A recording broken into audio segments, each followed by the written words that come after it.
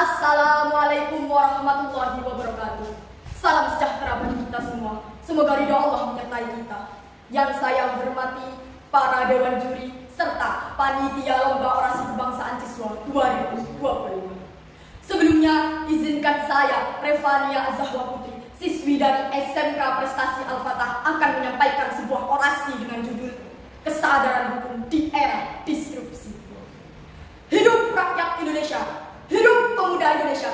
Jangan pernah kau berani ucapkan hidup rakyat Indonesia jika di dalam dirimu tidak pernah menghargai jasa para pahlawan. Jangan pernah kau ucapkan hidup pemuda Indonesia jika matamu buta akan kebenaran. Saudara-saudara, Indonesia telah mengumandangkan kemerdekaan selama 79 tahun. Sang saka merah putih sudah berkibar bebas di bumi pertiwi. Reformasi terus tiada henti. Namun masalah di negeri ini terus datang silih berganti. Hari ini korupsi, besok kolusi, lusa pelanggaran hukum dan hak asasi. Entah sampai kapan bisa teratasi. Banyak orang bertanya-tanya, mengapa masalah seperti ini bisa terjadi? Bukankah sudah jelas?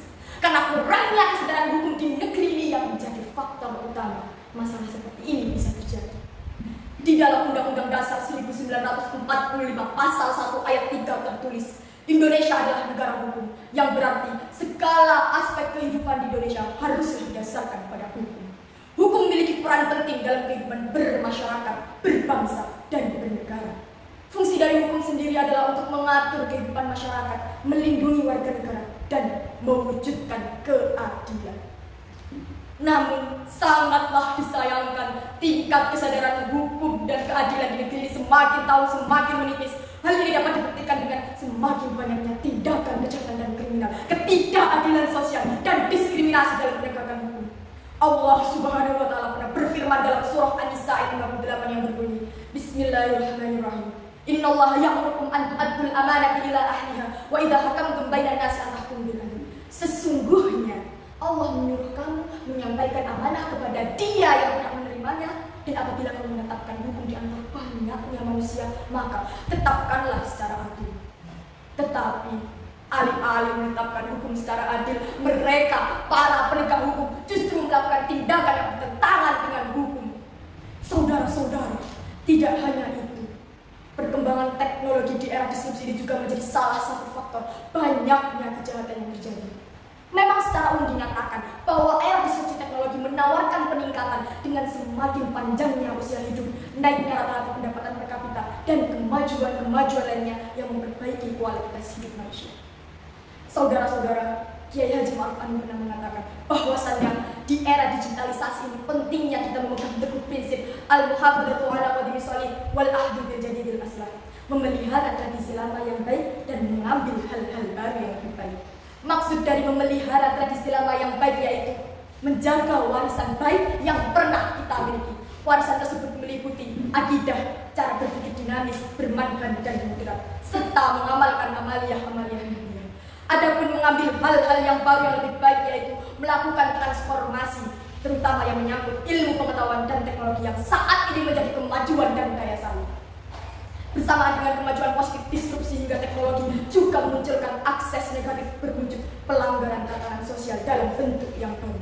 Sebut saja perkembangan media sosial yang memudahkan para netizen melakukan cyberbullying, penyalahgunaan data pribadi, dan semacamnya.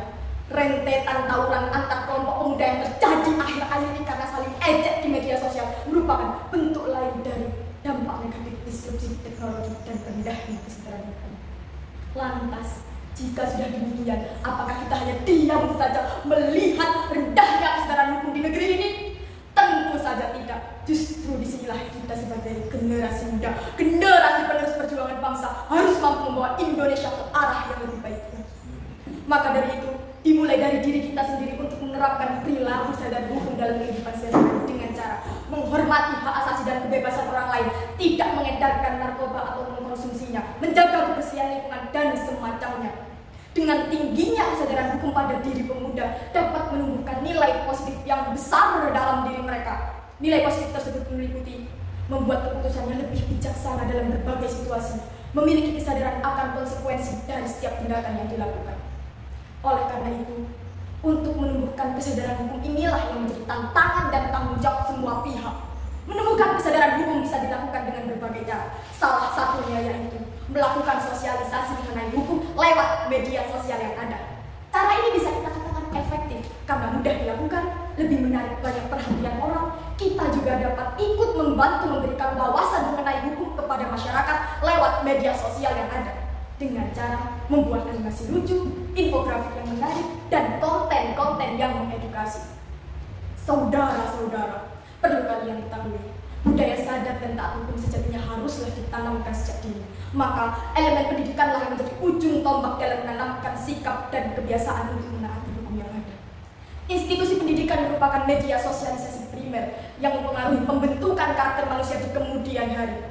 Jika sikap dan perilaku sadar hukum sudah ditanamkan sejak dini, maka ke depan perilaku untuk menghormati dan menaati aturan-aturan yang ada akan mendarah daging dan membudaya di masyarakat. Tentunya hal ini dilakukan dengan memberikan pengetahuan tentang apa yang boleh dilakukan dan apa yang tidak boleh dilakukan. Saudara-saudara, maka dari itu, mengapa pendidikan sangatlah penting untuk bangsa ini? Karena selain mendidik karakter bangsa menjadi lebih baik, bangsa yang memiliki pendidikan, dia akan lebih siap menghadapi globalisasi dan mudah beradaptasi dengan perubahan yang cepat. Ada sebuah pepatah mengatakan, education is the most powerful which you can use to change the world. Pendidikan adalah senjata paling ampuh untuk mengubah dunia.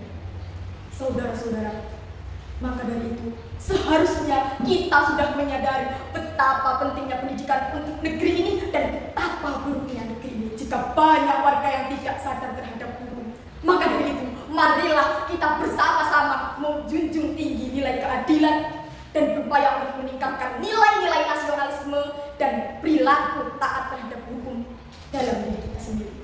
Karena dengan tingginya kesadaran hukum dalam masyarakat dapat mewujudkan kehidupan yang adil, sejahtera, dan sentosa. Sekian dari saya. Wassalamualaikum warahmatullahi wabarakatuh.